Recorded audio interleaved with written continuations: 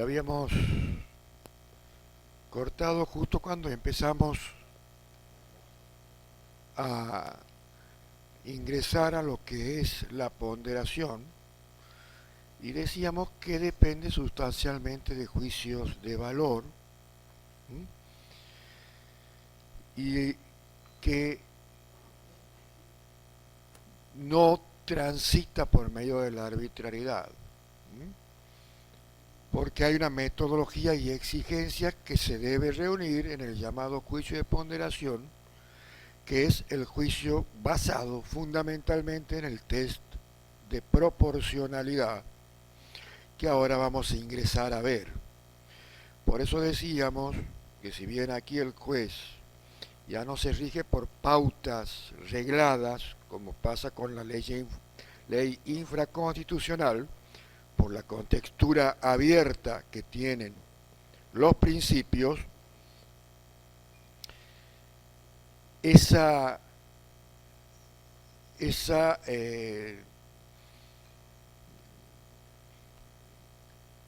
argumentación debe ser lo suficientemente capaz de persuadir que no se han infringido esos límites que pueda ser considerada arbitraria una decisión. Y aquí empezamos a ver las reglas que tiene el test de proporcionalidad. Por eso, en cierto modo, no deja de ser reglado, nada más que ya no van a ser regladas conforme una cuestión normativa, sino a lo que la doctrina y la construcción de la jurisprudencia ha ido estableciendo de cómo se accede a una decisión razonable cuando hay conflictos de principios. Regla que establece las condiciones y requisitos por los cuales un principio debe preceder a otro de conformidad con las circunstancias concretas. Estas reglas deben ser elaboradas verificando ciertos requisitos de procedencia que vienen a delimitar la factibilidad de la ponderación en cada caso. Primero, tiene que existir un fin legítimo. ¿Y cuándo hay un fin legítimo? Cuando hay un derecho fundamental que está en riesgo, está siendo vulnerado, ¿no? Dentro de la circunstancia fáctica que lleva a que se tenga que decidir utilizando este método ponderativo, ¿no? La interferencia de la esfera de otro principio de derecho debe presentar en primer término un fin constitucionalmente legítimo que lo fundamente. Si esto no es así, puede terminar violando otros derechos. Por eso, de lo contrario, se advertirá que la gratuidad de la medida restrictiva del derecho fundamental afectado no existirán términos de comparación o de balance que permitan siquiera intentar ponderación. Si no hay un fin constitucionalmente legítimo que lo fundamente, no tenemos que ni pensar en un ejercicio ponderativo. Tenemos que aplicar las reglas legales pertinentes. Y aquí empezamos con los subprincipios del principio de proporcionalidad. Idoneidad o adecuación. ¿Qué queremos decir con idoneidad o adecuación? Presentado el caso y en el que advertimos que hay tensión entre dos derechos, lo primero que tenemos que ver es si la medida restrictiva que nos proponemos aplicar a uno de ellos dentro de ese balanceo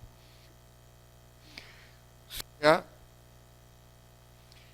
una medida idónea o adecuada. ¿Idónea o adecuada en qué sentido?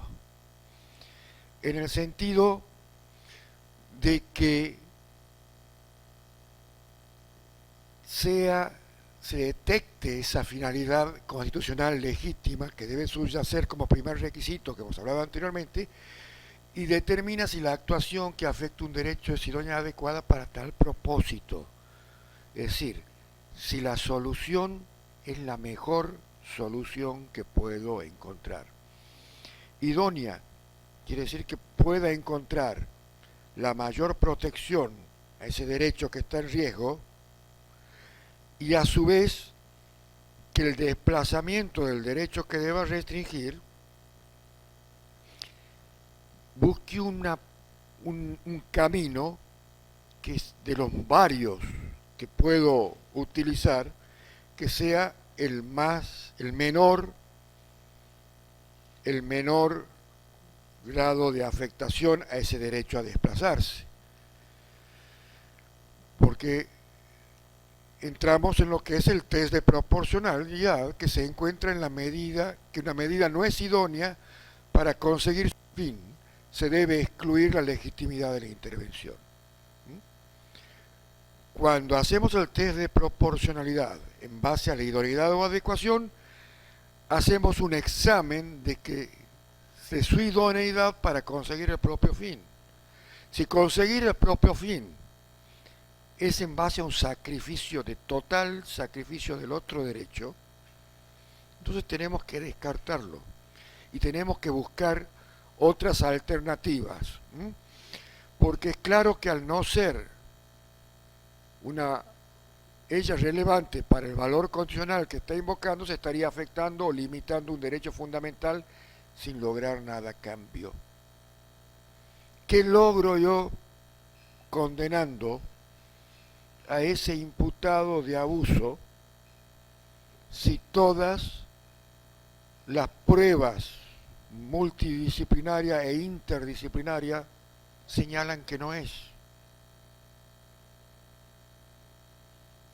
Entonces, aplicar una condena o aplicar un proceso sería, en cierto modo, inútil, porque no estaríamos depositando esa sanción sobre el verdadero autor del hecho. Entonces, ¿qué protección le estamos dando a la víctima? Y a cambio sacrificamos otro derecho. Por ejemplo, viene a constituir una extensión de la anterior. Si la intromisión en la esfera de un bien constitucional no se persigue finalidad alguna, o si se muestra del todo ineficaz para alcanzarla, eso es una razón para considerarla no justificada. Por eso hay que tener mucha atención cuando se buscan las soluciones y prestar atención a lo que es una medida idónea y adecuada. Aquí lo vamos a citar al maestro Alexi, que es uno de los que más ha desarrollado estas cuestiones, profesor de Kiel en Alemania, y habla de exigencia legal de demostrar conocimientos técnicos específicos para el conocimiento de las mercancías, finalidad de proteger a los consumidores de los daños a la salud. Sería un caso que resolvió el Tribunal Constitucional, ¿no?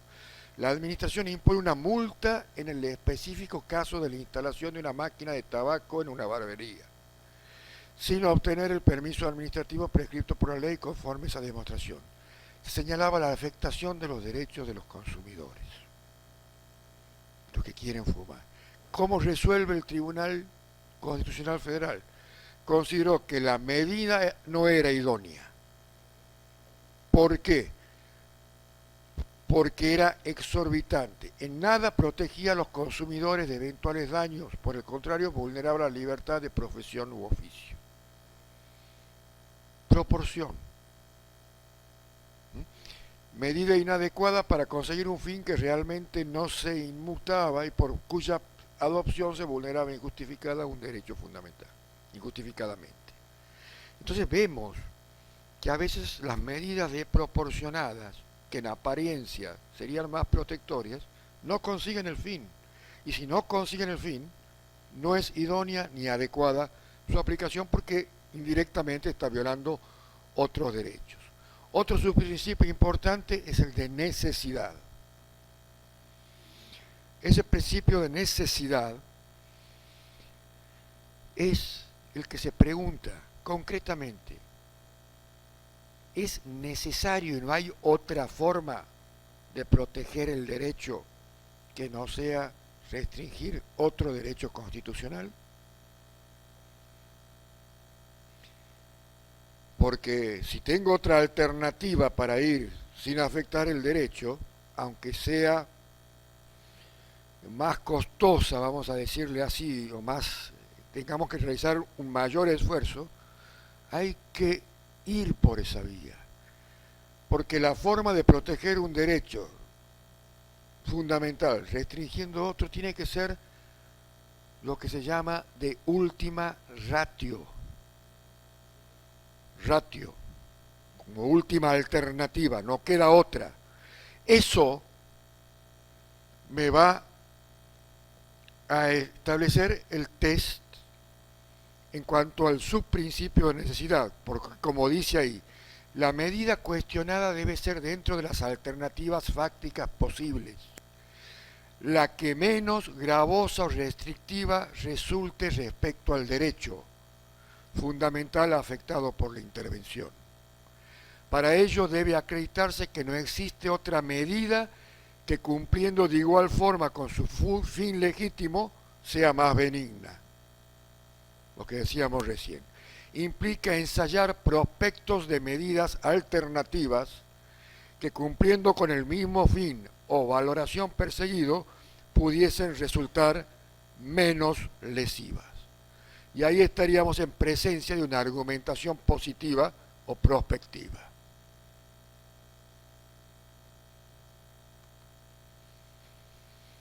El ejemplo que da Alexis respecto a esto, Alexis, es prohibición de comercializar dulces, aunque aún conteniendo cacao en polvo estuvieran hechos básicamente de arroz inflado. Finalidad, proteger a los consumidores de posibles errores al comprar chocolates. Ustedes han visto que hay unos productos que son como arroz y tienen el polvo de cacao. Bueno, eso llegó también a esferas del Tribunal Constitucional Federal Alemán y plantearon esta finalidad, prohibir comercialización de estos productos para proteger a los consumidores de errores, de un fraude, de que haciéndole creer que es chocolate le vendan arroz. ¿Qué consideró el Tribunal Constitucional? Que la medida era idónea, a diferencia de la anterior, a tal fin, pero no era necesaria. Pues con tan solo marcar y etiquetar esos productos se podía prevenir eventuales confusiones. O sea, tomar una medida de prohibición era desproporcionada. Simplemente había que exigirle a quienes comercializaban esos productos que en la etiqueta pongan que no era chocolate, sino que era arroz inflado con polvo de cacao por encima. Con eso ya se lograba la finalidad de que no incurran los consumidores en errores. O sea, que la medida era idónea, en el sentido de que había que proteger a los consumidores, pero chocaba aquí en el test de necesidad, porque era desproporcionado. Se podía solucionar con otras vías menos lesivas al derecho de comercialización. Lo mismo pasaba con los cigarros, con las etiquetas. Bueno, en vez de prohibir el cigarro, hay que respetar esa libertad del consumidor que, advertido las consecuencias que puede hacer consumir cigarros, lo quiere hacer. Es más o menos lo mismo, ¿no? Porque se trata de una medida apta pero menos gravosa para el ejercicio de la libertad de la profesión y oficio. Y aquí entramos en el tercer subprincipio, que nos va a hablar de la proporcionalidad en sentido estricto y que en cierto modo es la que verifica la razonabilidad de los dos principios anteriores, ¿no? Porque va a entrar en lo que se llama el núcleo de la ponderación, que es la ley de ponderación. Aquí se tiene que demostrar argumentativamente que existe un cierto equilibrio entre los beneficios que se obtienen con la medida limitadora o con la conducta de un particular que protege un bien constitucional o persigue un fin legítimo y los daños y lesiones que dicha medida o conducta se derivan para el ejercicio del derecho para la satisfacción del otro bien y valor. Es decir, tengo que buscar la protección de ese derecho más vulnerable conforme el cuadro fáctico que tengo en manos resolver, pero a su vez trabajando con la justificación de los principios de idoneidad y de necesidad, voy a buscar que sea la mayor protección posible, pero al mismo tiempo y en forma proporcional el grado de menor afectación a ese derecho que debe ceder para poder lograr la prestación efectiva en este momento en el caso concreto. Esa es, sí. A ver, ¿tienen el micrófono? Porque está saliendo por transmisión también, entonces se quejan los virtuales que no escuchan la pregunta y quedan descolgados. Si podemos alcanzar el micrófono, por favor.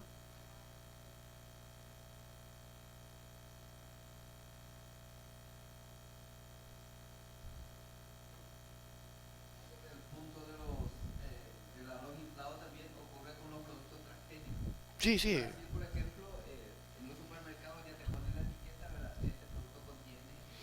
Claro, es la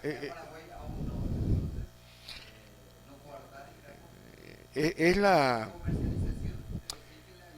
y bueno, quizás aquí en Paraguay todavía ningún consumidor ha hecho el planteo, porque a veces los tribunales no obran de oficio o las fiscalías no toman el tema y es necesario que algún consumidor o alguna liga de consumidores lleve el planteo para obligar a que el Estado reaccione y tome las medidas. En este caso, el Estado tomó una medida, pero era la prohibición total. Y el tribunal, entonces después fueron los fabricantes a decir, estamos cerrando fábricas, dejando gente sin trabajo, me coartas mi derecho libre a la comercialización, busquemos una solución que afecte menos mi derecho. Y ahí el tribunal dijo sí. Entonces tendrás la obligación de etiquetar advirtiendo de qué es el contenido verdadero del producto. Entonces allí hubo un exceso que desproporcionado que rompe con la razonabilidad de la medida. Bien, aquí está claramente expresado lo que es la ponderación, la proporcionalidad en sentido estricto, que cuando mayor sea el grado de insatisfacción o detrimento de un derecho o de un principio, mayor debe ser la importancia de satisfacer el otro. O sea que hay que trabajar con grados, no aplicar una solución extrema como solución del problema. El caso concreto me va a decir qué grado de lesión tiene el derecho que se debe proteger y la intensidad del grado de lesión y la necesidad de protegerlo va a ser proporcionalmente el grado de restricción del otro derecho que está en conflicto. Es decir, cuanto mayor sea la afectación producida por la medida o por la conducta en la esfera de un principio o de un derecho, mayor o más urgente debe ser también la necesidad de realizar el principio en pugna. Y aquí vamos a dar un ejemplo o cómo lo resuelve el Tribunal Constitucional Español, que toma mucho del Tribunal Constitucional Alemán. La medida objeto de control debe ser proporcionada o equilibrada para derivarse de la misma más beneficios o ventajas para el interés general que perjuicios sobre otros bienes o valores en conflicto. Buscar los mayores beneficios, pero a su vez tratando de generar el menor perjuicio a los otros derechos que deben ceder.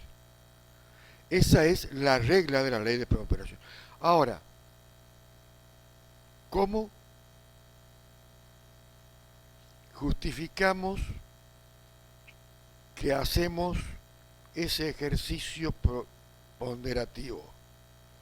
¿Cuál es el canal que vamos a utilizar para comunicarle a las partes y a la sociedad en un ejercicio de control de constitucionalidad y de convencionalidad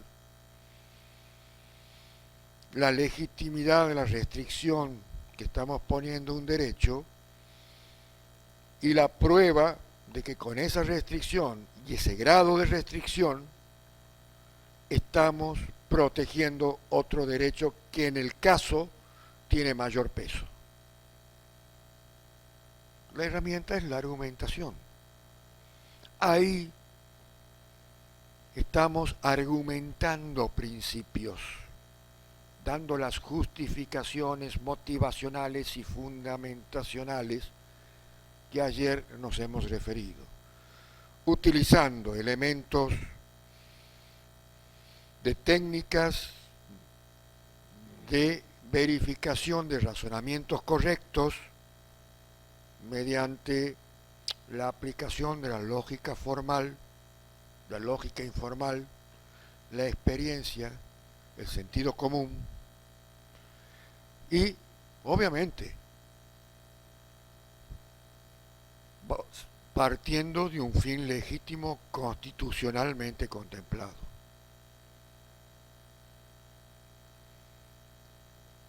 Tres pasos de la ley de ponderación que se deben tener en cuenta. Perdón.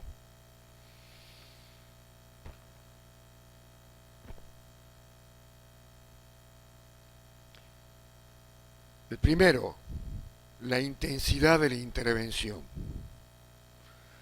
Es preciso definir el grado de insatisfacción y de afectación de uno de los principios. Sí.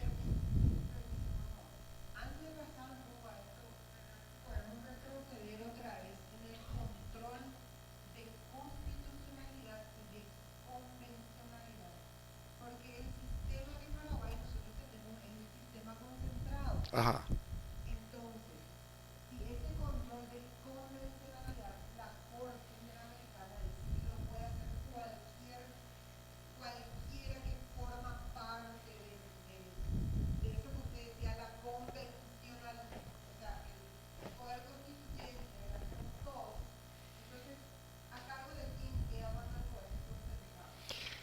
Bueno, cuando fijó como estándar la Corte Interamericana la obligación de todos los poderes públicos de los países parte del tratado de realizar un control de convencionalidad interno,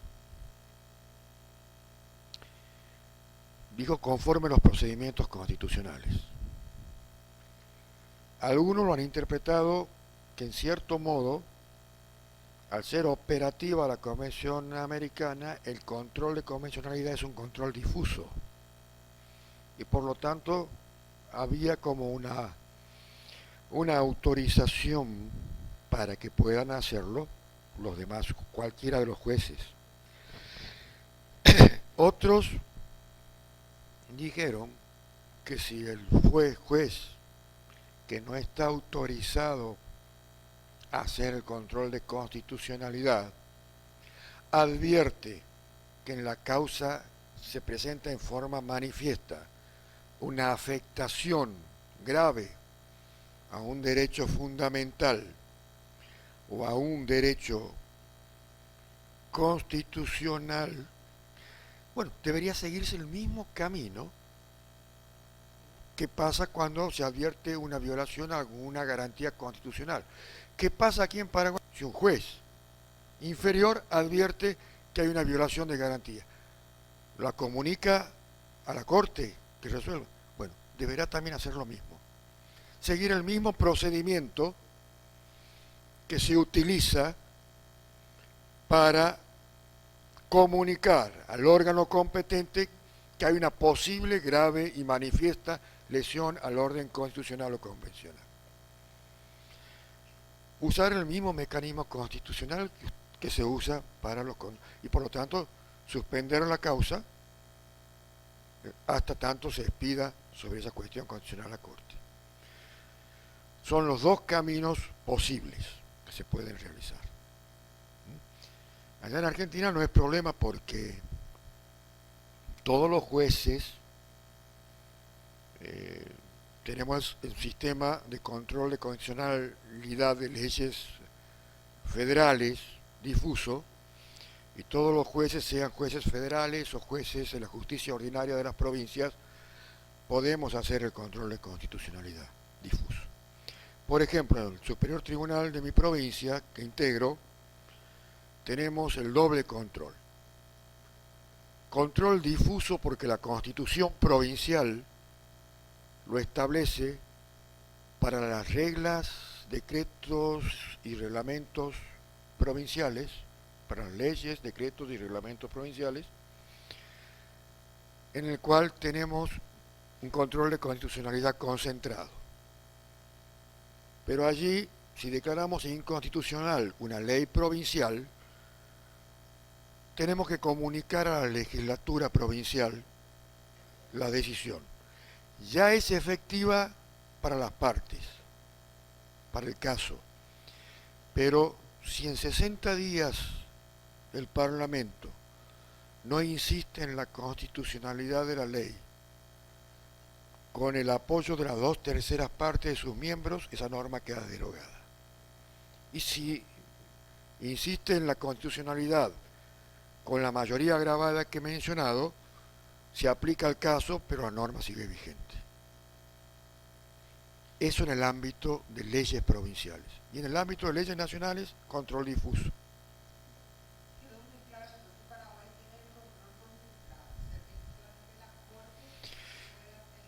Entiendo que sí, porque si nosotros vemos en el caso Trabajadores de Santiago contra Perú, o en el primero que la Corte en pleno aplica el estándar de control de convencionalidad, tiene esa frasecita: deberán hacer los jueces conforme a sus mecanismos constitucionales. Pero también hay que aclarar que control de convencionalidad y constitucionalidad no quiere decir aplicación. ¿Eso también? ¿Cómo? Aplicar los tratados, aplicar la constitución, se van a hacer todo. Sí. Bueno, ese es el problema cuando los mecanismos constitucionales son así. Pero como es de oficio, ahora, si su mecanismo constitucional le impide que pueda hacer directamente el control de constitucionalidad, bueno, con más razón le impedirá hacer directamente el control de convencionalidad. Por eso hay que seguir el mismo mecanismo que se utiliza, salvo que ese mecanismo sea un obstáculo a que se pueda terminar con esa violación de derecho, porque sea un mecanismo ineficiente. Artículo 1 de la Convención Americana, Álvaro, léemelo.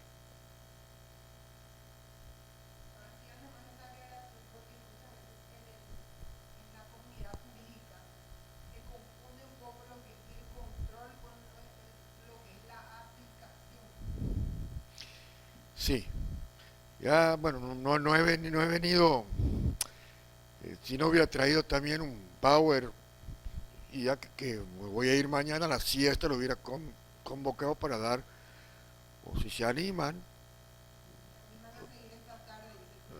doy un módulo de control de convencionalidad, ¿no?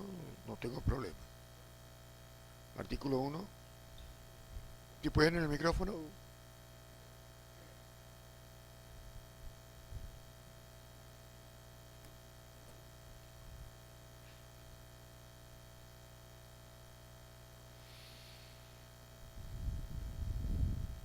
Artículo 1. Obligación de respetar los derechos. Los Estados partes en esta convención se comprometen a respetar los derechos y libertades reconocidos en ella y a garantizar su libre y pleno ejercicio a toda persona que esté sujeta a su jurisdicción, sin discriminación alguna por motivo de raza, color, sexo, idioma, religión, opiniones políticas o de cualquier otra índole, origen nacional o social, posición económica, nacimiento o cualquier otra contradicción social. 2. Para los efectos de esta convención, persona es todo ser humano.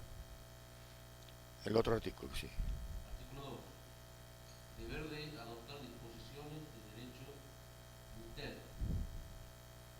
Si el ejercicio de los derechos y libertades mencionados en el artículo 1 no estuviera ya garantizado por disposiciones legislativas o de otro carácter, los Estados partes se comprometen a adoptar, como arreglo a sus procedimientos constitucionales y a las disposiciones de esta convención, las medidas legislativas de otro carácter que fueren necesarias para hacer efectivo tal derecho y libertad. Entonces, lo que les decía, si el método actual del reenvío y todo lo demás, hasta que se produce, en vez de evitar la violación, da lugar a que se viole y los textos convencionales terminen siendo meros enunciados literales y no tengan efectividad de aplicación, entonces el país se está obligando también a adecuar sus procedimientos para que realmente sean efectivos. No solamente se debe legislar, no solamente es necesario tener un recurso de amparo, un recurso de tutela, si los procedimientos de esos recursos son ineficientes. El nomen iuris no le interesa a la comunidad internacional cuando un país se obliga a reconocer sus derechos. Le interesa la efectividad de aplicación de esas garantías. Si no hay eficacia y eficiencia, estamos entrando en el límite de la inconvencionalidad, porque el artículo 2 es claro. Y ustedes van a ver, busquen cualquier fallo de la Corte Interamericana de los más de 300 y pico que tiene de condena, que cuando reconoce la responsabilidad internacional del Estado, invoca el artículo del Pacto de San José, pertinente si es violación de garantías judiciales, si es violación a la integridad personal, a la vida, al que sea, pero siempre en función del artículo 1 y 2 de la Convención Americana. 1.1 y 2 de la Convención Americana. Siempre lo va a citar, porque ese país o ese Estado se ha obligado a respetar todos los derechos y se ha obligado a adecuar todos sus mecanismos legislativos, constitucionales o el que fuere, para que realmente la enunciación de respeto y protección sean efectivos. Por eso es importante ese artículo 1 y 1 y 2. Por eso es importante, porque es la base de la fundamentación de la doctrina del control de convencionalidad. Porque están diciendo, muchachos, ustedes han firmado y se han obligado a que si es necesario modificar procedimientos para que estos derechos garantidos sean efectivos, tienen que ponerse a trabajar. Y cuando lo hagan, háganlo en base al respeto de estos derechos que ustedes se han suscrito como parte. Si no, tienen otro mecanismo. Denuncien el pacto y retírense del pacto, como lo hizo Venezuela, como lo hizo Perú en la época de Fujimori, y después con todo lo que pasó volvieron urgente a ingresar de nuevo al sistema.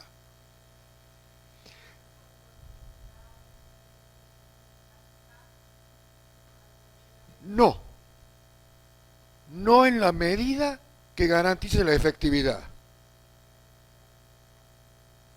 O sea, el control de convencionalidad no exige. Si ustedes ven, la mayoría de los países europeos tienen tribunales constitucionales y tienen, por lo tanto, sistemas concentrados y se armonizan muy bien.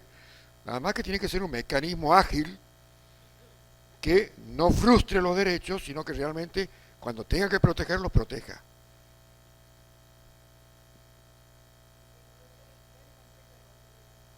Los procedimientos y los mecanismos, como dice el artículo 2.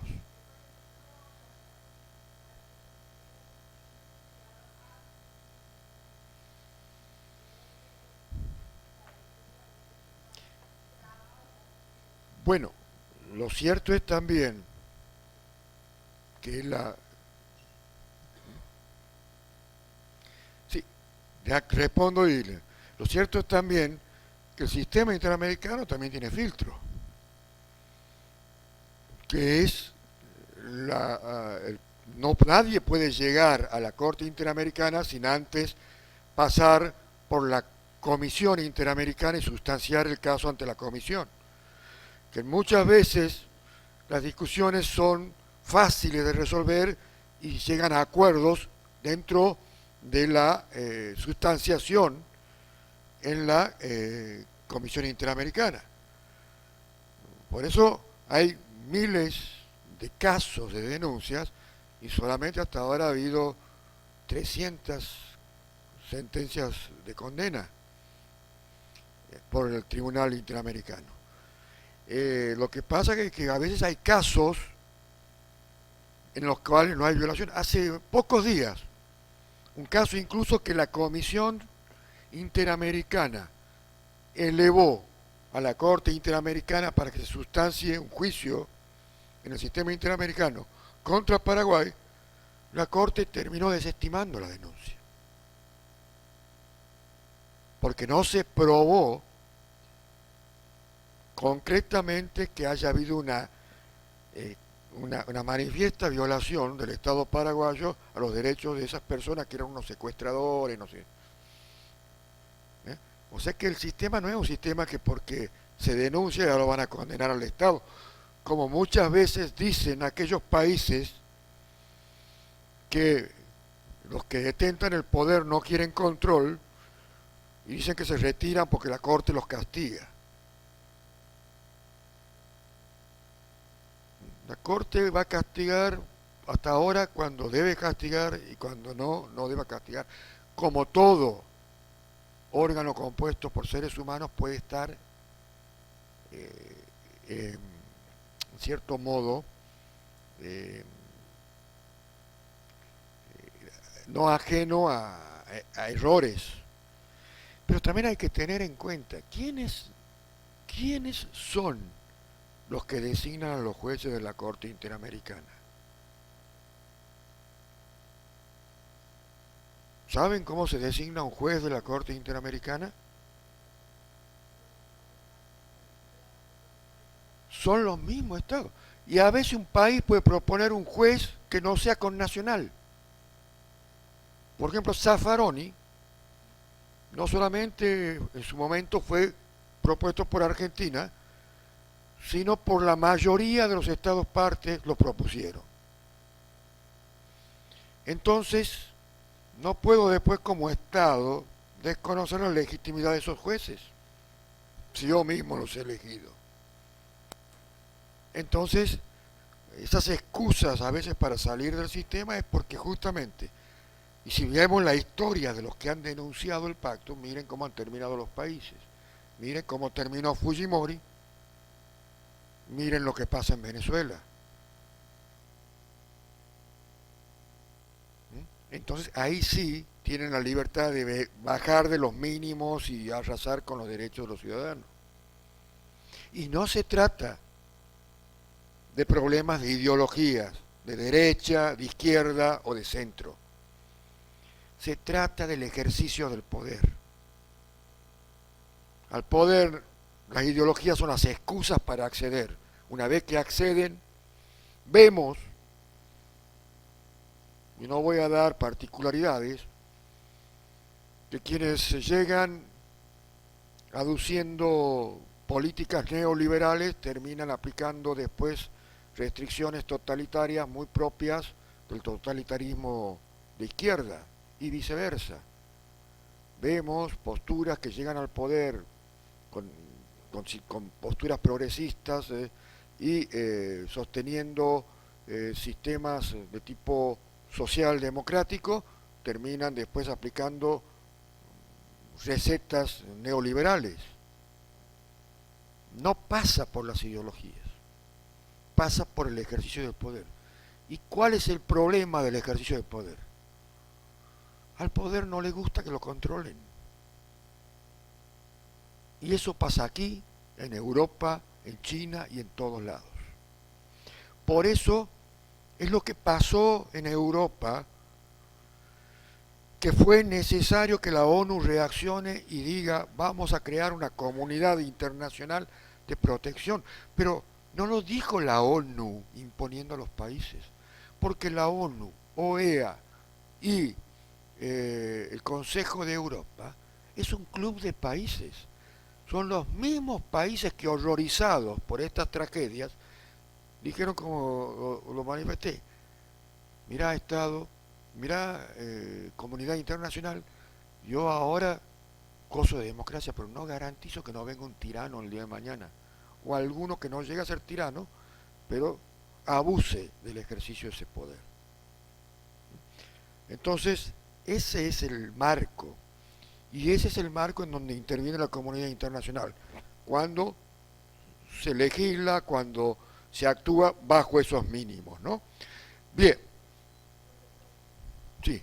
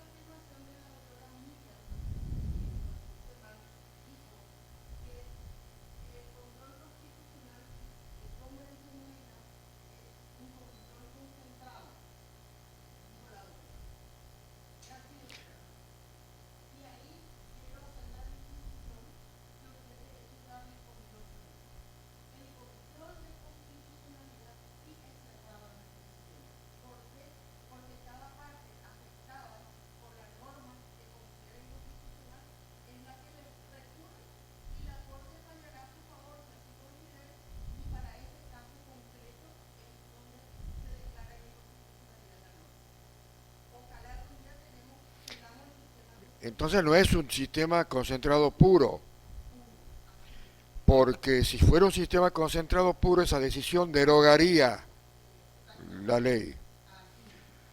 Entonces,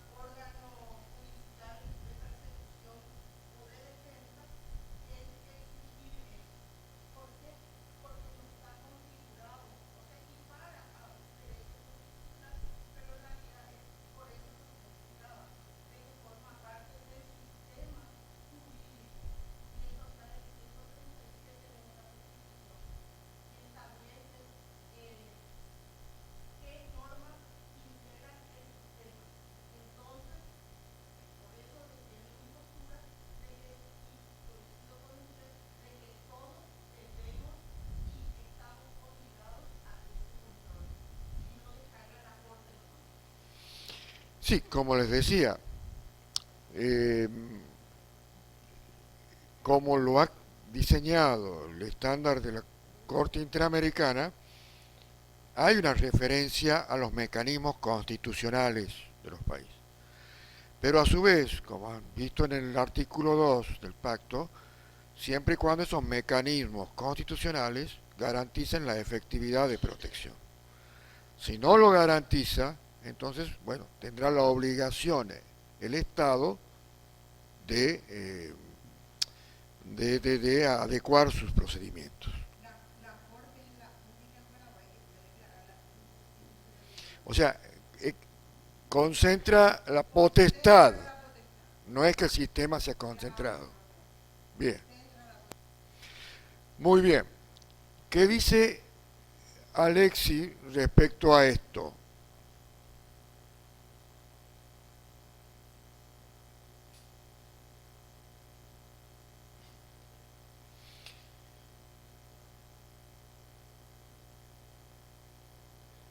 Y siguiendo, a ver, no, he ido para atrás. Tres pasos. Ah, los tres pasos estábamos de la ponderación. Entonces, habíamos dicho que el primer paso, la intensidad de la intervención, para ello es preciso definir el grado de insatisfacción o afectación de los principios. O sea, primero definimos cuál es el grado de insatisfacción de ese derecho, de afectación de ese derecho. Y eso va a ser la medida también de la intensidad. Vamos a hablar cómo, en dónde podemos encontrar estos estándares internacionales, ¿no? Justicia penal juvenil. Yo no sé cómo está aquí legislado en Paraguay, la verdad que no he profundizado mucho, pero los estándares internacionales piden que la mínima intervención judicial en los casos de delincuencia juvenil. Mínima no quiere decir que no deba intervenir, pero en pequeñas infracciones se tendría que buscar salidas restaurativas en las cuales se apliquen mecanismos de remisión penal y no necesariamente tenga que ser sometido el menor o el niño o adolescente a un proceso de adulto. Entonces ahí estamos viendo la intensidad de la intervención. El segundo punto, la importancia de las razones para la intervención. ¿Cuáles son la necesidad que se tiene de que se deba intervenir?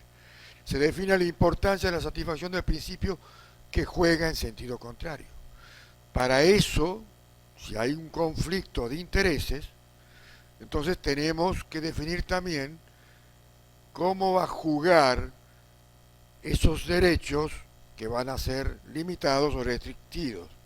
Y después viene, donde va a tener mucha relevancia la argumentación, la justificación de la intervención. Debe definirse si la importancia de la satisfacción del principio contrario justifica la afectación o no de la satisfacción del otro. Por eso hablábamos en las clases anteriores de la importancia de la argumentación.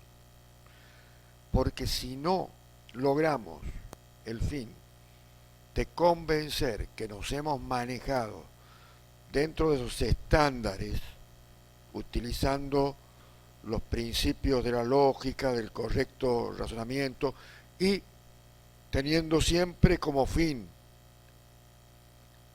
un fin legítimo constitucional, entonces estaríamos saliendo de la órbita de lo discrecional para pasar a la órbita de la arbitrariedad y poder caer en lo que todos temen, que es el gobierno de los jueces, que los jueces después terminen gobernando a través de las sentencias.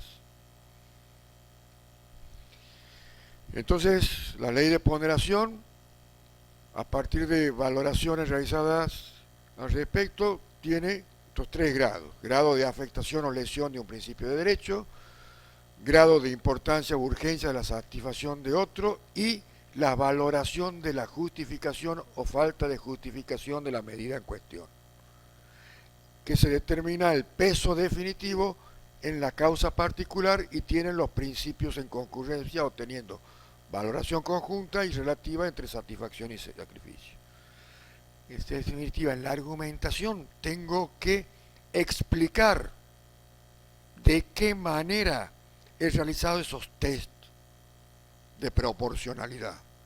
Y así, en la medida que lo justifique satisfactoriamente, tendré una aproximación a la decisión en el marco de la razonabilidad y que respetará que se mantenga ese orden constitucional.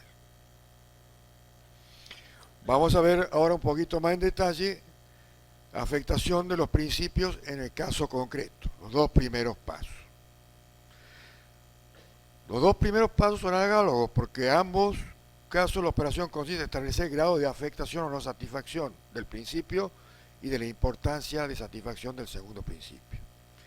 ¿Cómo se arriba esa determinación de grado? Que creo que me preguntaba aquí el colega antes del break. Podemos utilizar una escala triádica, es decir, con 3 intensidades, como también lo enseña el maestro Alexi, que para tal cometido se puede lograr mediante el uso de 3 intensidades donde el grado de afectación de un principio en un caso concreto puede ser leve, medio o intenso. Esos son los grados que hablábamos anteriormente. Vamos a dar un ejemplo. En orden a la protección de la salud de los consumidores de cigarrillos, la obligación que imponga el Ministerio de Salud a los productores de tabaco para que identifiquen claramente las advertencias de riesgos naturales que corren los fumadores constituye una intervención de intensidad leve en la libertad de la profesión y oficio de los que fabrican los cigarros. En cambio, la prohibición total del tabaco sería considerada una intervención de intensidad grave, aun cuando la importancia de las razones para la intervención sea alta, porque también afectaría otro derecho. Si el tabaco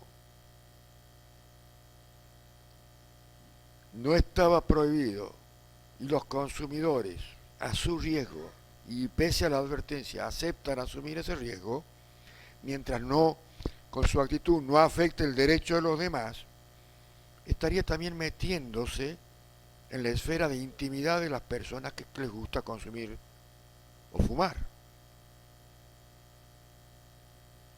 Entonces, en este caso es un caso real que resolvió el Tribunal Constitucional alemán.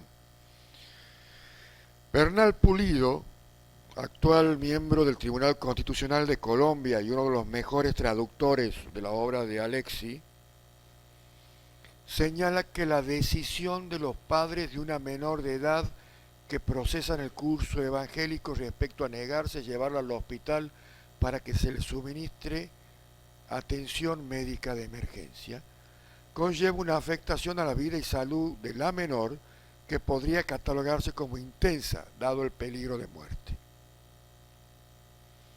Concomitante, la satisfacción de la libertad de culto de los padres, que acarrearía dicha permisividad, podría guardarse solo como media o leve. Entonces aquí es al revés. Ustedes saben que hay cultos como los testigos de Jehová, por ejemplo, que están prohibidos a sus fieles realizar transfusión de sangre. Y pasan estos casos trágicos. En la Argentina ya la Corte definió que si la persona es mayor de edad, puede decidir.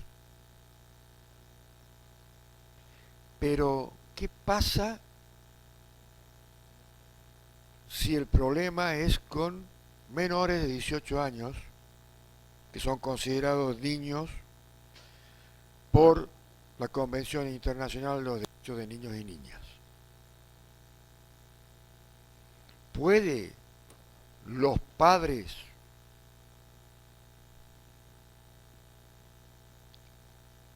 exigir que respecto a su derecho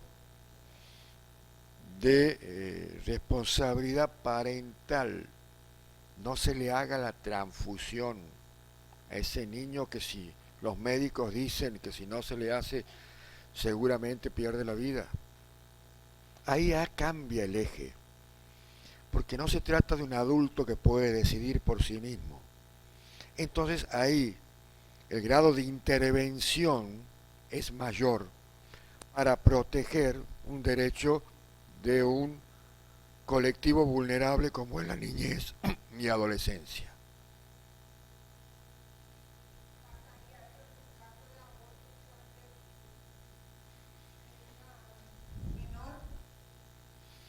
También, si es terapéutico y está justificado, podría ser.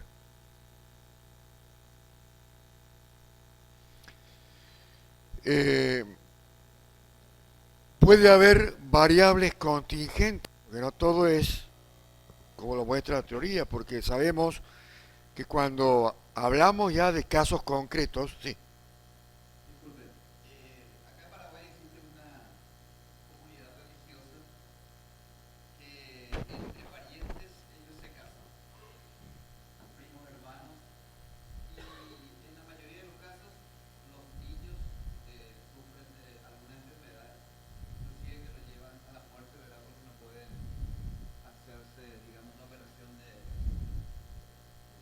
médula, por ejemplo, ¿verdad? En ese caso, ¿cómo se actúa? y bueno, habría que ver concretamente, pero yo entiendo que las normas civiles paraguayas hay una prohibición para que puedan haber, y bueno, si quieren vivir en Paraguay tendrán que adecuarse a la legislación del país. Ahí no hay vuelta de hoja. No puede porque mi comunidad o porque mi religión, por lo general, siempre tendrá que... Y si consideran que hay una violación a sus derechos, tendrán que plantear y ver en qué cláusula constitucional se pueden amparar para el sentido contrario. Esto, mientras no haya una interpelación, el juez no tiene que decir, tiene que aplicar la legislación vigente para el Estado, porque todos estamos sujetos al orden legal, todos. Eso no podemos escapar porque mi costumbre o mi religión no lo admita. En cambio, cuando hablamos ya de estas transfusiones y cuestiones, bueno, puede estar en juego cuestiones que hacen al derecho a la intimidad. ¿M? Entonces, un adulto puede decidir, no quiero que me metan nada en mi cuerpo. Pero ya un niño ya no depende de su decisión, depende de decisión de terceros y ahí entonces hay mayor intervención, ¿no? Las variables contingentes que se pueden dar son el peso abstracto de los principios relevantes. Y ahí aclara que a pesar de que los principios en colisión tengan la misma jerarquía, y repasemos todo lo que venimos viendo, en ocasiones uno de ellos puede tener una mayor importancia en abstracto, de acuerdo con la concepción de valores predominantes en una sociedad. Ahí un poco respondiendo a esa pregunta, ¿no? Por ejemplo, para algunos autores el derecho a la vida siempre tendría mayor peso abstracto que otros derechos fundamentales, pues parten de la consideración que para ejercer cualquiera de los otros derechos es necesario vivir. Caso de la jurisprudencia ecuatoriana dice que la variable del peso abstracto no es aplicable en el caso ecuatoriano y debe ser suprimida de la fórmula de peso. Medio que el Tribunal Constitucional no lo acepta porque dice que estaría infringiendo algunas cláusulas como el artículo 11 numeral 6 de la Constitución. Por eso hay que ver el caso concreto y las decisiones correctas. Las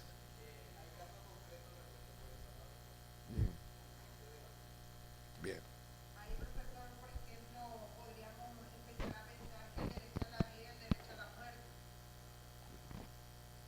Y bueno, son las grandes cuestiones en debate.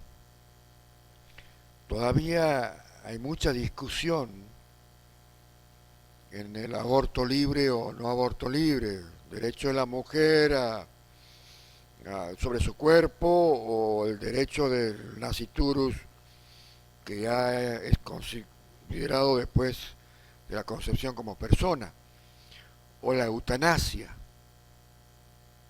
Son cuestiones complejas que todavía no hay definición. ¿Qué dicen los que están a favor de la eutanasia? Si científicamente está comprobado que esa persona puede seguir viviendo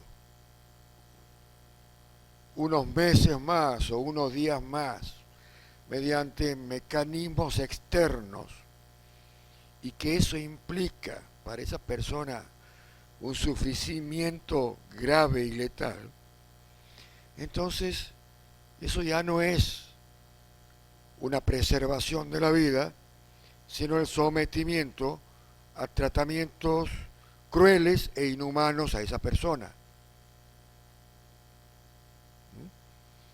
Mientras que los defensores de la vida, así entre comillas, dicen, no, la vida, mientras hay vida y esperanza, uno no sabe si prolongando la vida puede suceder, como ha sucedido en algunos casos excepcionales, que haya habido una recuperación milagrosa de la persona, o pueda en el transcurso del tiempo que se puede prolongar la vida con medios externos, aparecer algún método de curación a esas dolencias, ¿no? Y son cosas que todavía, bueno, están en plena discusión y habrá que ver también las circunstancias particulares de cada caso, ¿no? Bien. La seguridad de las apreciaciones empíricas que versan sobre la afectación que la medida cuestionada en el caso concreto proyecte sobre los principios relevantes es otro punto que tenemos que tener en cuenta. Es una variable que presupone reconocer el distinto grado de certeza mediante la apreciación empírica. Por eso se dice que no hay dos casos iguales, por más parecidos que sean. Siempre en cada caso concreto hay una particularidad, hay una circunstancia que, por más mínima que sea, puede modificar el escenario de aplicación de la solución. Si existe la certeza de que la menor de edad, hija de los padres alcohólicos, morirá indefectiblemente de no ser llevada al hospital, entonces la afectación del derecho a la vida será intenso. Pero si no existe esa certeza porque los médicos no pueden predecir las consecuencias de la falta de tratamiento hospitalario, el nivel de intensidad de la afectación del derecho a la vida será menor. Por eso hay que estar muy atento a los grados de afectación. Es lo que usted decía anteriormente. Si los médicos, los psicólogos y los que atendieron al chiquito aseguraban que ese chiquito estaba manipulado y que no había habido tal violación, no es lo mismo antes de que eso se produzca y que donde había elementos que podía instalar una fuerte sospecha sobre la persona que decía que era la abusadora. Entonces va a depender mucho también de esas variables que introducen las pericias, los elementos que son los que van a probar o no determinadas circunstancias.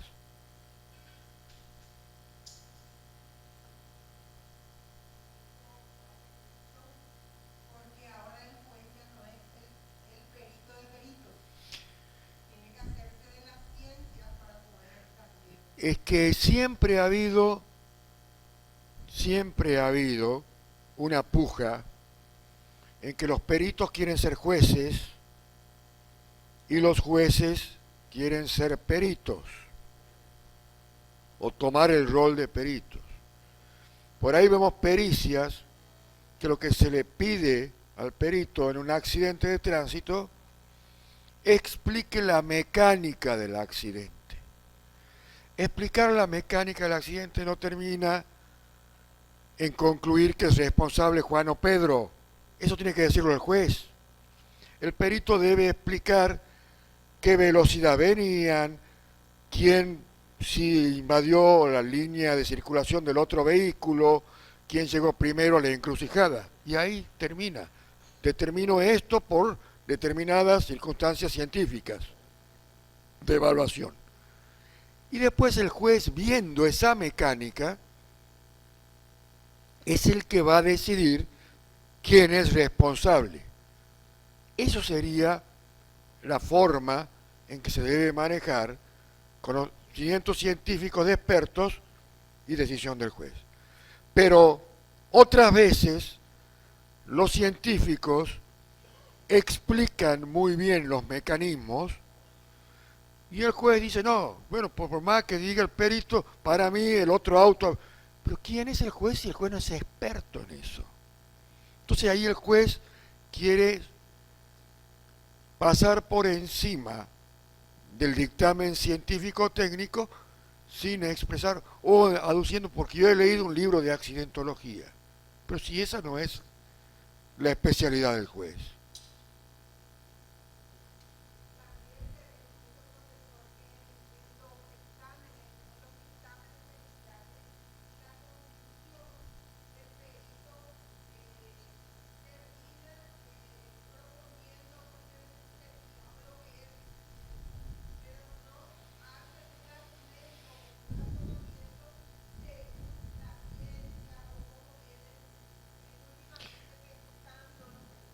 Bueno, pero eso cuando el juez se va a apartar, debe justificarlo muy bien, que ese dictamen realmente no se responde a las competencias del perito y que además está desmentido con otros elementos de peso, como puede ser otra pericia u otros elementos de prueba categóricos. Por ejemplo, así decía un profesor mío en aras de la ciencia, si esto fuera una piedra y se la arrojo allí a la señora, la defensa diga no, que la piedra que se golpeó sola porque se quiso atajar y se cayó, y en realidad no lo golpeó la piedra, porque la piedra cuando fue arrajada se fue al espacio.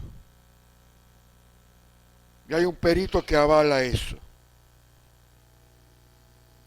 Hay leyes físicas y universales que por más pericia que me digan y por más que yo no sea juez, no voy a aceptarlas. Como en un caso que teníamos nosotros en el tribunal, que se resolvió por mayoría, que decía, se discutía mucho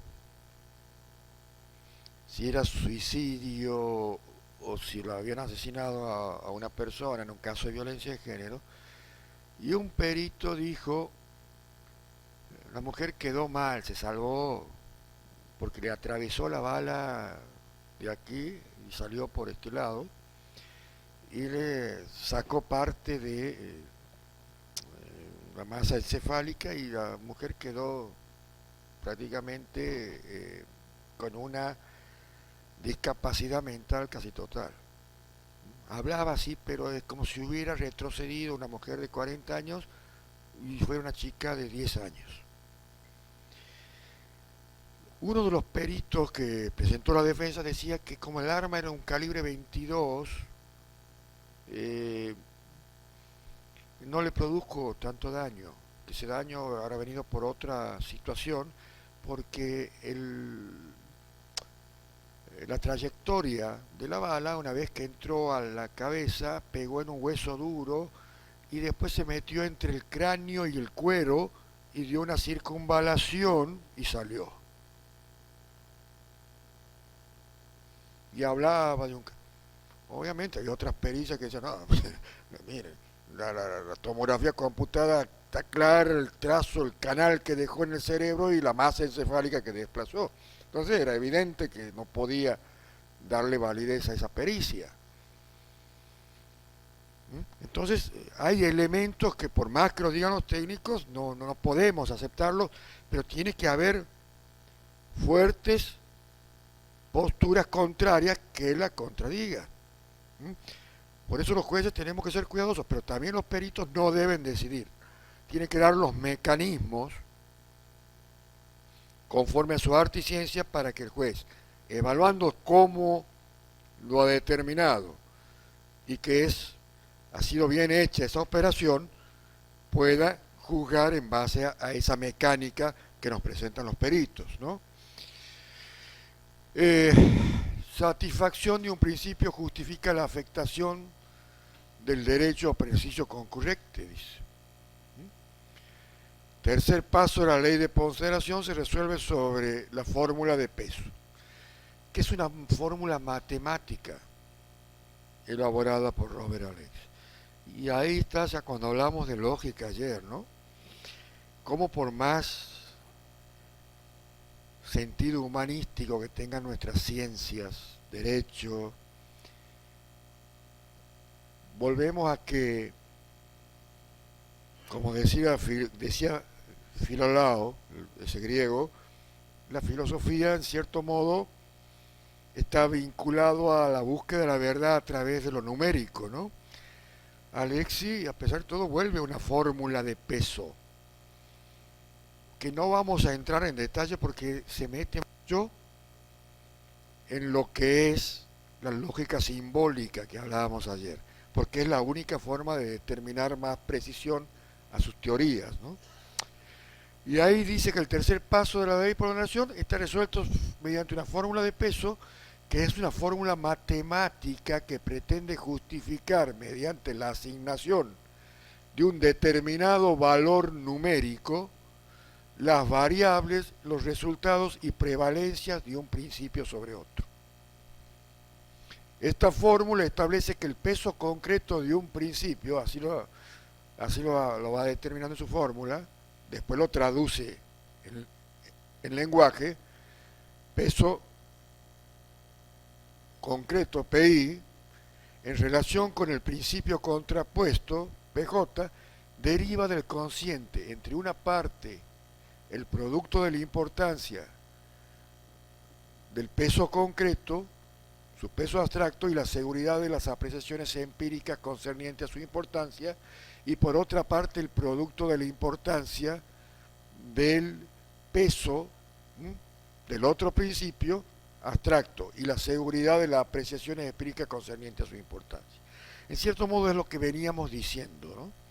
Esa fórmula de equilibrio, de proporcionalidad que deben gobernar en toda medida y decisión, sobre todo judicial. Bueno, no voy a entrar porque esto tendríamos que irnos mucho, pero más o menos les voy a dejar si quieren leerlo, son las escalas, pero lo importante es esto, la fórmula de peso viabiliza la determinación del peso concreto. Por eso hablamos de ponderación de los principios en concurrencia, de tal suerte que si el peso concreto de uno de aquellos resulta mayor que el peso concreto del principio contrapuesto, el caso debe decidirse de acuerdo con la solución del principio que es hallado más importante en el caso particular. Reafirma lo que venimos diciendo. Todo va a determinar el caso concreto. Cuando el resultado de la aplicación de la fórmula del peso no sea posible determinar el mayor peso de los principios oponibles, cuando no se puede, pese a ese test de proporcionalidad, encontrar cuál de ellos debe prevalecer, en virtud de una situación de empate, diríamos así, entran en juego las reglas sobre las cargas de la argumentación. Y ahí, ¿qué tenemos que hacer?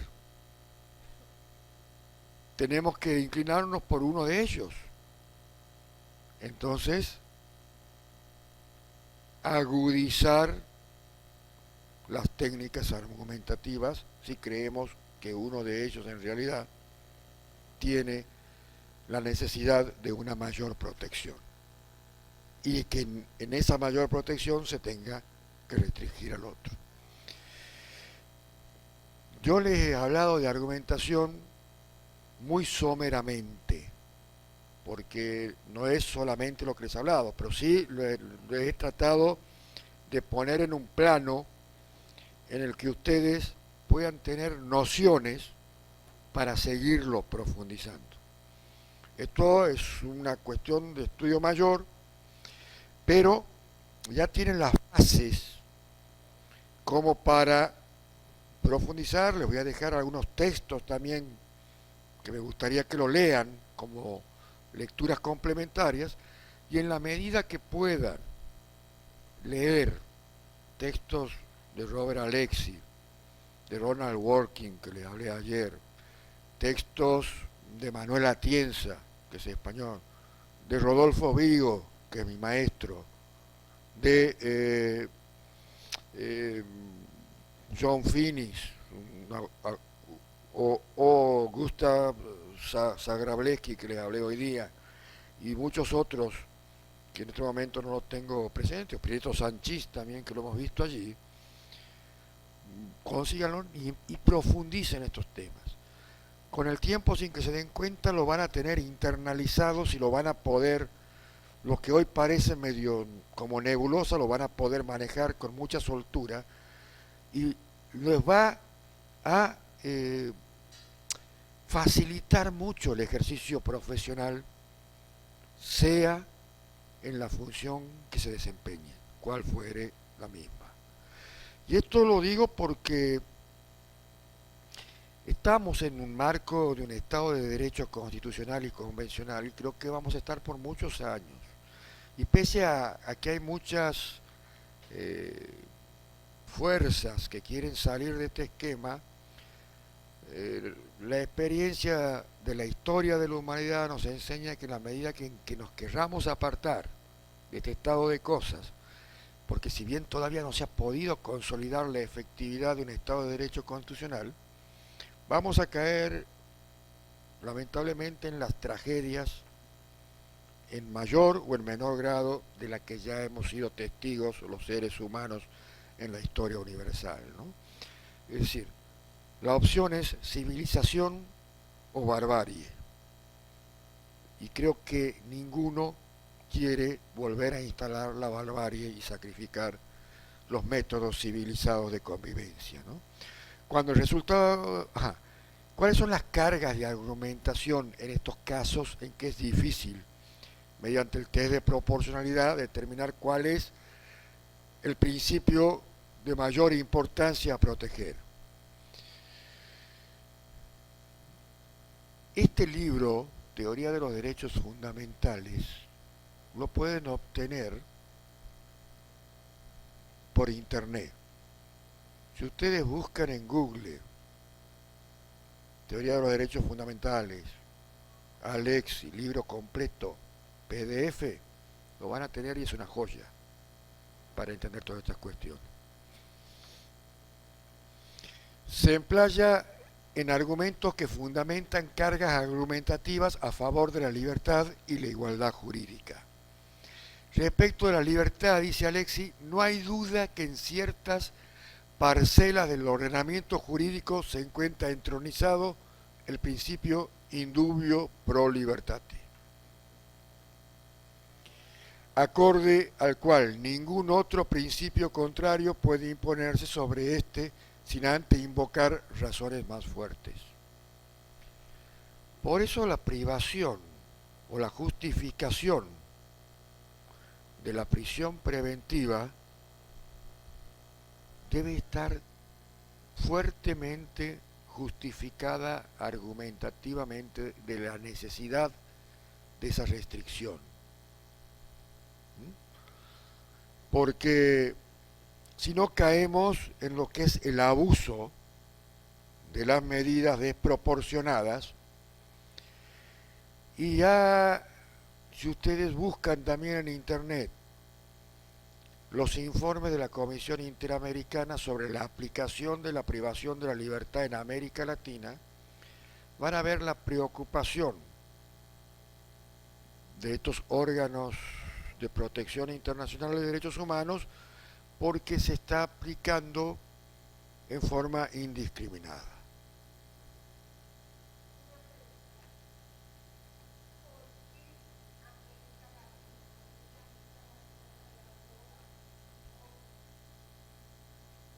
Voy a hablar sobre el Paraguay en todo caso, ¿verdad? ¿Por qué nosotros no podemos trabajar en una prisión preventiva caucionada? ¿Por qué seguimos insistiendo con la prisión preventiva como la solución al caso? La condena es la solución al caso, o sea, llegar a una condena es la solución al caso, no la prisión preventiva. Todos los actores jurídicos insisten en la prisión preventiva. Ya otra vez el juez de la Mire, vamos a caer en la discusión del garantismo y el populismo punitivo. Lo que pasa que a mí me encanta cuando me dice este es un juez garantista. Me siento honrado, porque esa es mi misión. Porque yo como juez tengo que preservar las garantías constitucionales. Para eso he jurado y asumido mi cargo, no para otra cosa. En la medida que utilice estos principios de proporcionalidad y razonabilidad, que cuando tenga que decretar una prisión preventiva tenga fundamentos y pueda aplicarla legítimamente, porque es necesario. Pero pasa, y veo en mi tribunal, y a veces me llegan casos, que a veces los fiscales creen que su función es simplemente meter preso a la gente.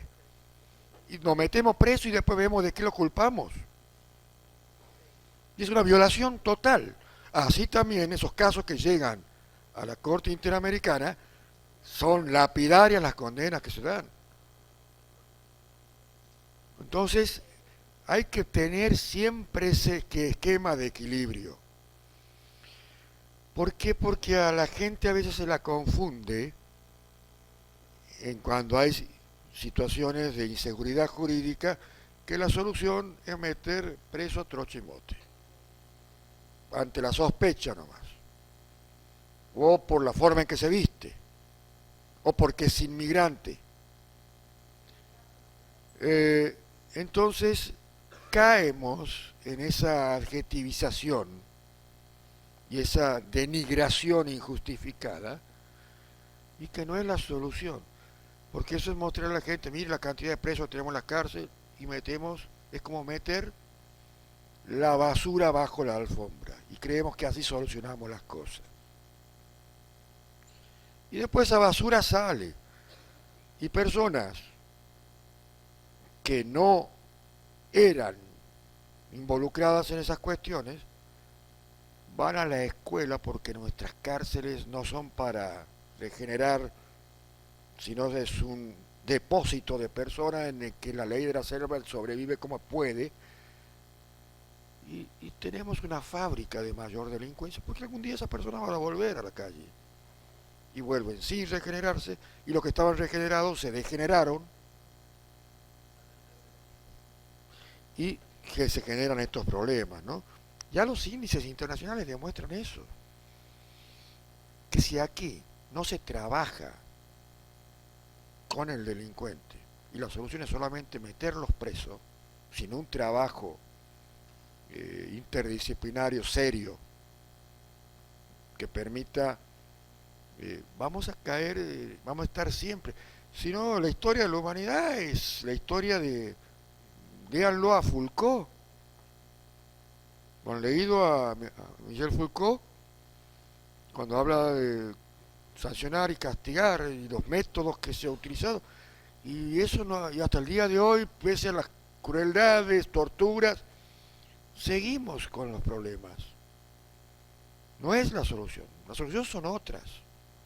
Pero bueno, los políticos responden a las exigencias de la gente.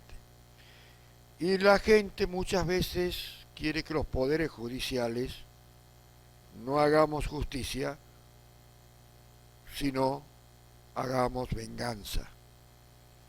Y los poderes judiciales tenemos que respetar un orden constitucional, que lo que tenemos que hacer es una aproximación a la justicia, porque somos humanos, siempre digo, siempre aproximamos, nunca llegamos a una justicia objetiva, pero uno puede entender la indignación de la víctima, porque también ha sido víctima de delitos, pero es legítima que la tenga. A nadie nos gusta que nos maten un ser querido, o que nos roben, o que nos lesionen, o que nos violen algún niño. Es deplorable. Pero sí hay que exigir que se le ponga la pena dentro del marco constitucional y legal. No podemos los jueces convertirnos en vengadores, porque estamos distorsionando entonces todo el orden constitucional. Eso no implica impunidad bajo ningún punto de vista. Quien comete un delito grave tiene que tener una sanción grave, pero dentro del marco legal y constitucional. Porque si no, volvemos a elegir la barbarie sobre la civilización. Así de sencillo es, pero a veces no se empodera bien a la gente de estas cuestiones, y después los mismos que piden mano dura más allá de los límites constitucionales, termina él o un ser cercano involucrado en una cuestión y sufre después las consecuencias de lo que ellos mismos piden. Y vienen los abusos para eliminar opositores políticos, para eliminar a quienes piensan diferente, y en cierto modo caemos en un esquema que ya se vivió y que en mayor o menor medida. Miren lo que pasó en la Argentina en la década del 70 y 80. Lo que pasó en Perú en la época de Fujimori. No quiero hablar de aquí porque no quiero meterme en problemas. Ustedes sabrán. Pero, bueno, y eso pasa cuando no se respetan estos órdenes y estas cuestiones, que es simplemente honrar la Constitución y los derechos. No es que los jueces están a favor de los delincuentes, ni viceversa, ni que los derechos humanos son derechos de los delincuentes, todo lo contrario. Nada más que los derechos humanos pretenden que a un delincuente no se lo conviertan en víctima. Eso es todo. Y que tenga que pagar la sanción que corresponda conforme a la gravedad de su delito. Estas cargas argumentativas, consecuentemente, si la intervención en la esfera de estos derechos se encuentran respaldos en principios que no tienen un mayor peso o un mismo peso que aquellos, la medida va a resultar desproporcionada. Toda medida desproporcionada es discriminatoria. Y al ser discriminatoria, afecta el principio de igualdad ante la ley. Afecta el principio de que somos todos iguales dentro del esquema constitucional. Vamos a dar un ejemplo 1. Ponderación entre dos derechos particulares, derecho a la imagen frente al ordenado desenvolvimiento de la actividad productiva. Este es un fallo del Supremo Tribunal Constitucional Español. Un trabajador de una fábrica de jamón ibérico es despedido por rehusarse a continuar sirviendo como modelo en varias publicidades comerciales. a las que su empleador lo obligaba para promocionar determinado producto. En concreto, no deseaba más que su imagen sea captada mediante fotografías que mostraban sus habilidades como cortador de jamón. El trabajador demandó el despido, pero fue negado en 2 instancias. Como consecuencia de ello, recurrió en amparo ante el Tribunal Constitucional. Otro ejemplo de ponderación entre un derecho individual y un bien colectivo, derecho a la intimidad corporal frente a la seguridad en las cárceles. Un recluso penitenciario es sancionado por no obedecer la orden de desnudarse y realizar flexiones ante un funcionario del centro carcelario. Como medio de registro tendiente a evitar la introducción de objetos peligrosos, sustancias estupefacientes en la cárcel. Esa es la excusa del agente penitenciario. El reo impugna la sanción en sede administrativa y en sede jurisdiccional. Sin resultados positivos, recurre ante el Tribunal Constitucional mediante amparo. Vamos al ejemplo 3.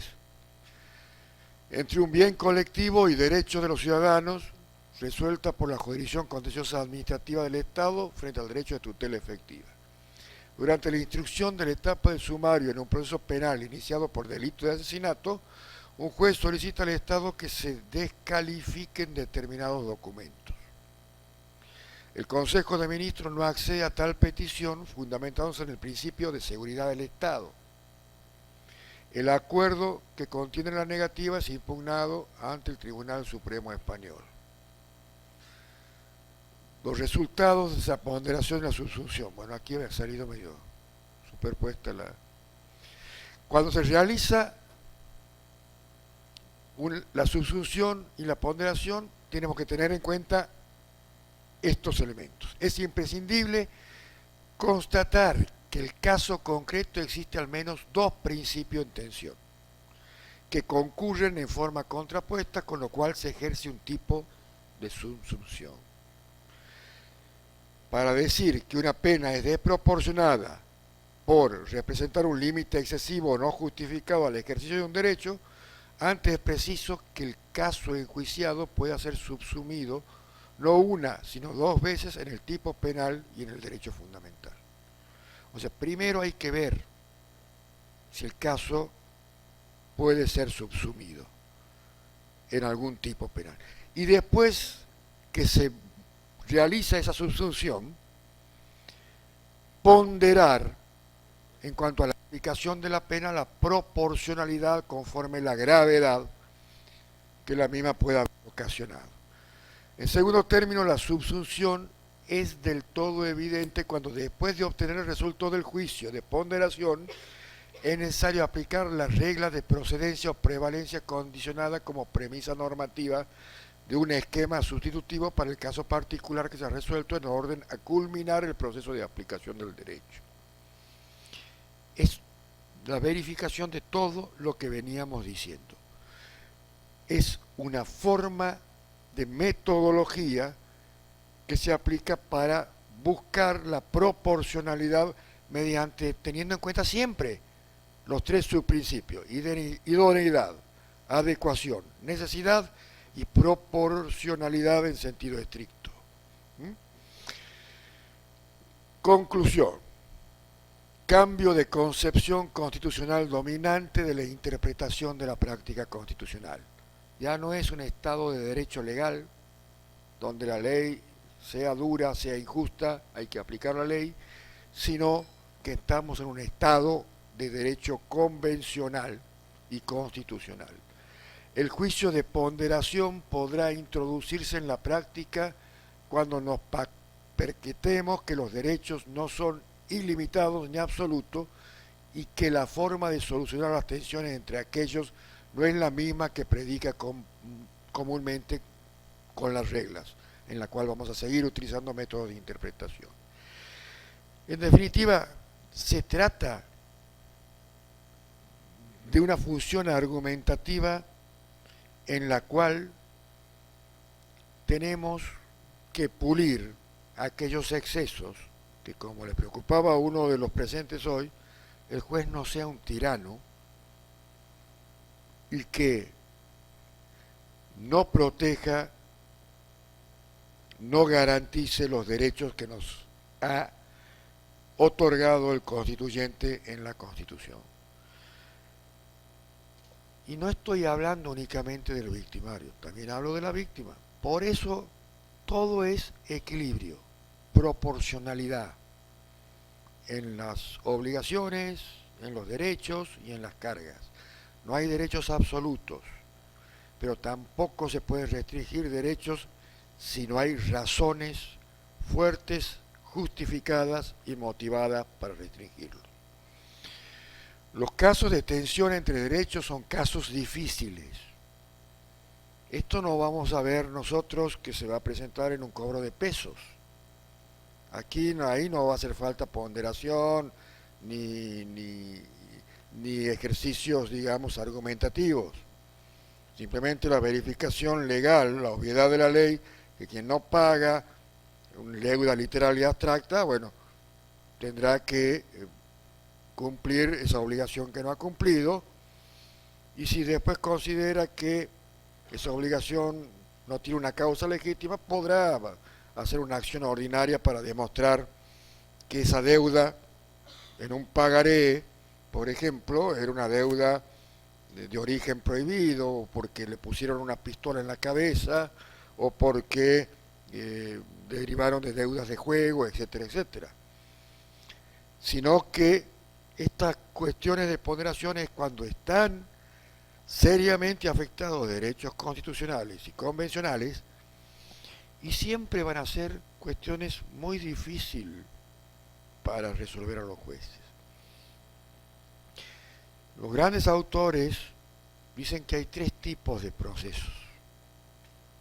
Procesos fáciles, como este que hablo yo, un juicio de apremio, un juicio ejecutivo. Procesos difíciles, donde la solución hay que trabajarla mucho con las herramientas legales que tenemos, pero nos obliga a un mayor esfuerzo intelectual. Y los casos trágicos, aquellos casos que aunque les busquemos no están contemplados en el orden legal y tenemos que echar mano a los principios constitucionales y a los principios del derecho internacional de protección de derechos humanos para tratar de dar una respuesta. Pero esas respuestas vienen de la mano de la argumentación y es allí donde tenemos que afinar nuestras técnicas argumentativas, ¿no? No obstante, aunque la discreción suponga la ausencia de una respuesta jurídica unívoca para la resolución de un determinado supuesto, la ponderación se sujeta a estándares de racionalidad y justicia a la luz de los cuales se aprecian y sopesan las consecuencias de la elección. Por eso es importante conocer bien las reglas de la lógica y testear bien si nuestros juicios, que hablábamos ayer, basados en proposiciones, están gobernados por estos estándares de razonabilidad. La técnica ponderativa supone, pues, un loable esfuerzo de racionalización de las operaciones de interpretación constitucional. No se puede ponderar sin interpretar. Por eso hablábamos que primero había que ver una subsunción para después proceder al ejercicio ponderativo. Dado que en la formulación de los principios aparecen expresiones de significado abierto o impreciso, su utilización requiere una labor de interpretación. Aún más, si se acepta una concepción de ponderación como la de Alexis, en la que no cabe duda que expresiones como peso abstracto o afectación grave necesitan ser interpretadas. La ponderación es un esquema que envuelve diversos momentos interpretativos. El empleo del juicio de ponderación presupone una visión abierta y pluralista que no conoce jerarquía o absolutismo en el catálogo de bienes. Eso lo hemos explicado hoy día que no, como se tratan de principios y no reglas, también es bueno tener una perfecta comprensión de la distinción de lo que es reglas y principios. Y en esto voy a detenerme un poquito. El que formuló la distinción entre principios y reglas fue uno de los que mejor lo hizo, fue Roland Working, que hablábamos ayer. ¿Qué decía Working? ¿Cómo sé que estoy frente a una regla o a un principio? Primero, por la formulación que tiene. Si es que establece un deber ser, una sanción o una obligación, estamos frente a una regla, porque habla de lo que debe ser, habla de una consecuencia. Si formulamos una garantía, estamos ante un principio, es un enunciado abierto: inocencia, libertad, vida, integridad física. Dice Working que por lo general todas las reglas o leyes tienen pedigrí. Se ríe aquí la colega. ¿Por qué? ¿Por qué una ley tiene pedigrí, como los animales, como los perros?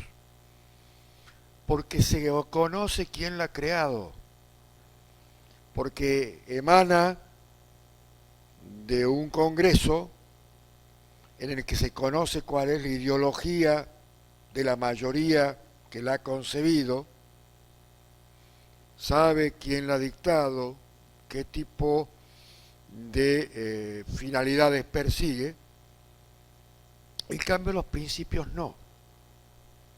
Los principios son universales y universalmente están aceptados y no se sabe cómo han llegado a ser concebidos como algo universalmente aceptado, ni quién los ha impuesto. Esas son diferenciaciones que están desde lo ontológico, epistemológico. También, por ejemplo, podemos mirarlo desde lo epistemológico, como decía. Las reglas son abstracciones. La ley es una abstracción que, si se verifica en realidad, la aplicamos. Y al ser abstracciones, están gobernadas por el conocimiento teórico. El conocimiento teórico, según la categorización que hizo Aristóteles y que también después la hizo Immanuel Kant, el conocimiento teórico es un conocimiento certero, no admite mucha excepcionabilidad, trabaja con el deber ser, trabaja con la abstracción. En cambio, el conocimiento práctico es más realista, trabaja con el ser, trabaja con mucha excepcionabilidad y bueno, y es lo que contienen los principios, por lo general, constitucionales y los de derechos humanos. Y hay muchos otros criterios de distinción que, bueno, tendría que dar una clase. Por eso los invito a que dejen sus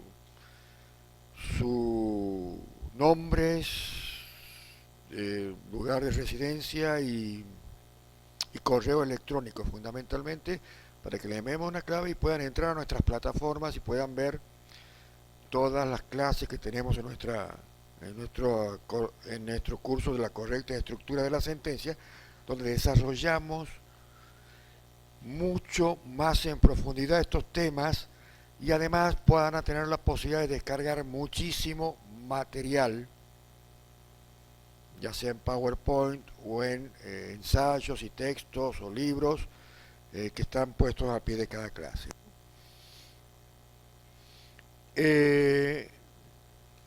Con esto vamos terminando esta capacitación, no sin antes agradecer la invitación que me han realizado Cultura Pro Más. Para mí ha sido un verdadero honor compartir con ustedes, colegas paraguayos, a quienes tengo una muy amplia estima. Yo en este momento estoy presidiendo una organización que se llama la Red Latinoamericana de Estudio e Investigación de los Derechos Humanos y Humanitarios. Ello me ha permitido prácticamente estar en casi todos los países latinoamericanos. Estamos en 8 países, estamos en Argentina, en Paraguay, estamos en Bolivia, estamos en Colombia, estamos en Ecuador, estamos en Panamá y en Perú y en México, porque me ayuda mi asistente. Y también está muy próxima a incorporarse Brasil a capítulo de la red. Y esto también me permite intercambiar. Yo cuando vengo a cada uno de los países y en las universidades, porque también estoy dando clases en varias universidades latinoamericanas, me enriquezco mucho. No solamente vengo a decir lo que sé, sino también me llevo un bagaje muy grande del intercambio de opiniones que cruzo con ustedes. Así que espero, bueno, seguir vinculado, conectado, siguiendo en este camino de capacitación para que hagamos un sistema judicial, al menos intentemos aportar nuestro granito de arena para mejorar nuestro desempeño profesional y mediante el mejoramiento de nuestro desempeño profesional mejoremos la calidad institucional de nuestros países. Muchas gracias.